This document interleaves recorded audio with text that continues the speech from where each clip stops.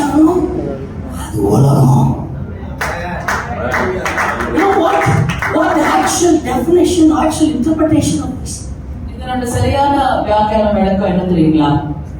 You sowed something. God did not allow that for you to reap. நீங்க ஏதோ ஒரு காரியத்தை விதைச்சிருக்கீங்க, அதுக்கான அறுப்பை ஆண்டவர் உங்களுடைய வாழ்க்கையில கட்டளை இடல. நீ தப்பா ஒண்ணு விதைச்ச, ஆனா நீ அதை அறுக்காம பார்த்துட்டு அவருடைய கிருபை. திரும்பி சொன்னா